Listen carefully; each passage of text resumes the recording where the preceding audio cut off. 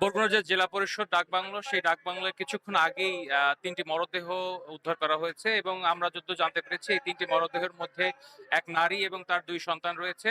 এবং আপনাদের যদি দেখাই এখন এই মুহূর্তে কিন্তু এখানটায় উৎসুক যারা জনতা আছে তারা ভিড় করছেন। আমরা কথা বলেছিলাম পুলিশের সাথে, তারা আমাদেরকে জানিয়েছেন যে নারীর মরদেহ পাওয়া গিয়েছে। তিনি মূলত এই যে সরকারি ডাকবাংলোটি রয়েছে জেলা পরিষদের, সেই ডাকবাংলোর আ আ পরিচ্ছন্নতা কর্মী হিসেবে কাজ করতেন। যদিও তিনি এখানকার অস্থায়ীভাবে কাজ করতেন।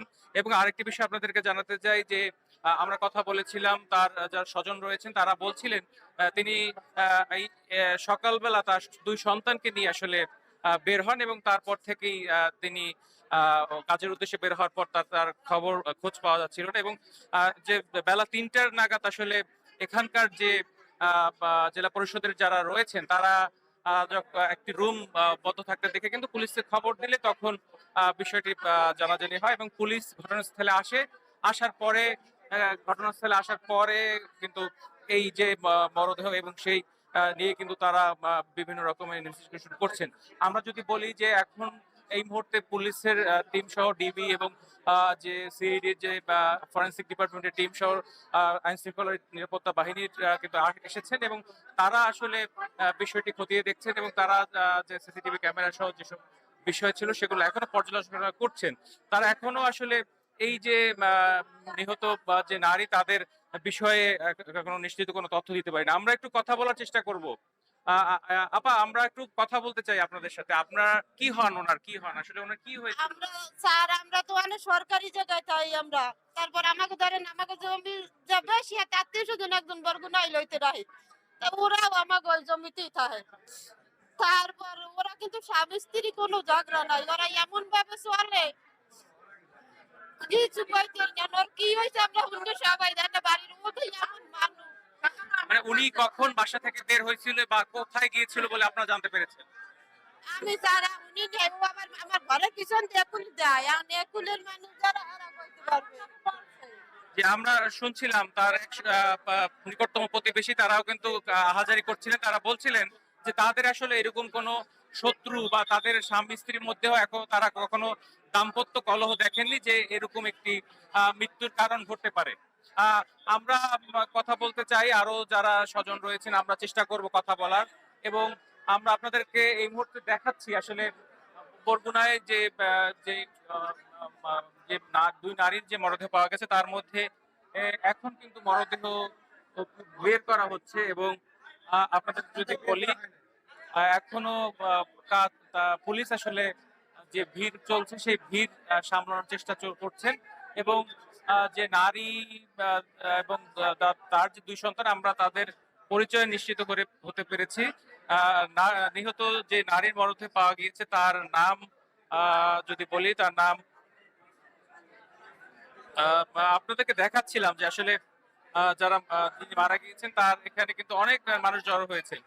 আমরা যদি যে নারী নাম মারা গেছেন তার পরিচয় বলি, তার নাম হচ্ছে ইতি রানী এবং তার ২ কন্যা সন্তান, একজনের বয়স ১২ এবং একজনের ৩ বছর বয়স। এবং ২ সন্তানই কিন্তু তাদের বাড়িও ঠিক এখান থেকে ২ কিলোমিটার মধ্যে কালীবাড়ি নামক একটি স্থানে। এবং আপনাদেরকে এখন যে দেখাচ্ছি যে এখানে কিন্তু আহ, অনেক মানুষ এসেছেন এবং কথা বলছেন, আপনাদেরকে দেখাতে চাচ্ছি।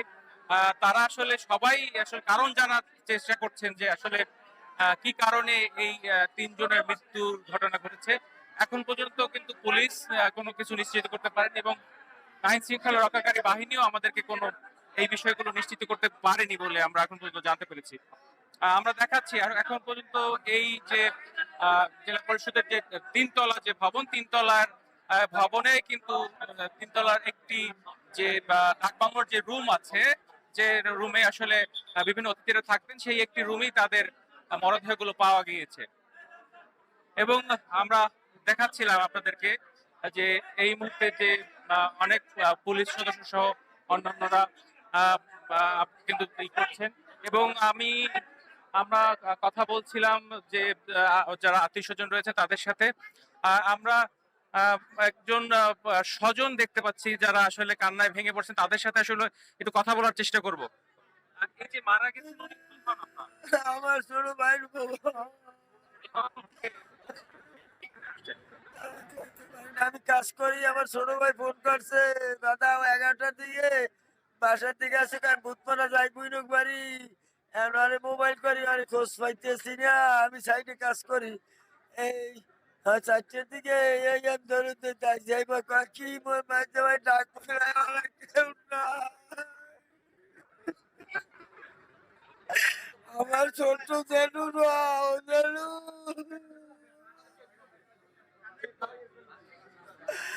ও জেনু। ওনার কয় সন্তান আসলে ছিল? দুই মেয়ে, দুইটা মাইয়া।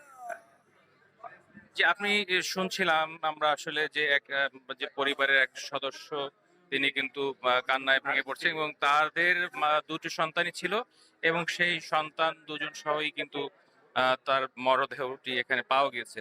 যদিও আমরা এখন পর্যন্ত নিশ্চিত করে বলতে পারছি না, কারণ এই মৃত্যুর কারণ এখন পর্যন্ত জানা যায়নি। তবে আমরা দেখছিলাম এখনো পুলিশ তাদের ইনভেস্টিগেশন চালাচ্ছে এবং তারা আসলে দেখছে যে কি কারণে আসলে এই হত্যাকাণ্ডটি বা কি কারণে আসলে এই মরদেহ এখানে আসলে, এবং যেহেতু উনি এইখানে চাকরি করতেন এবং সেই ক্ষেত্রে এখন পর্যন্ত আসলে বলা যাচ্ছে না মানে মূল কারণটি কি। আপনাদেরকে দেখাচ্ছিলাম আমরা বরগুনা থেকে যে এক নারী এবং তার দুই কন্যা শিশুর যে মরদেহটি রয়েছে সেই মরদেহ কিন্তু এখনো পুলিশ ভিতরে রয়েছে এবং পুলিশ তাদের ইনভেস্টিগেশন চালাচ্ছে। আমরা আপনাদের যদি দেখাই যে এখানে যে রুমটি রয়েছে থাকদম ৩, এই নদীর নামে বরগুনার যে একটি রুম, সেই রুমে সেই রানী কিংবা তার ইতি রানী এবং তার দুই সন্তানের মরদেহ এখনো রয়েছে। এখনো কিন্তু তারা চেষ্টা করছে যে বরগুনার যে পুলিশ চেষ্টা করছে যে আসলে কারণ অনুসন্ধানের জন্য, এবং এখানে অনেক অনেক অনেক মানুষ রয়েছে এবং কান্নার আহাজারি আমরা দেখতে পাচ্ছি। আসলে বিষয়টি সবাই বলছেন যে বরগুনার দুই সন্তান সহ এক নারীর মৃত্যু আসলে এটি কোনোভাবেই কাম্য না, এবং আমরা কিন্তু এখনো আপনাদেরকে দেখাচ্ছি বরগুনার আমরা কথা বলেছিলাম বরগুনার পুলিশের সাথে। তারা আমাদেরকে জানিয়েছেন যে এই তিন যে নারীর মৃত্যুর যে কারণ অনুসন্ধান তার কাজ করছেন এবং খুব দ্রুত সময়ের মধ্যে তারা আমাদেরকে পরবর্তী আপডেট জানাবেন। এই ছিল বরগুনা থেকে আমার কাছে সবশেষ।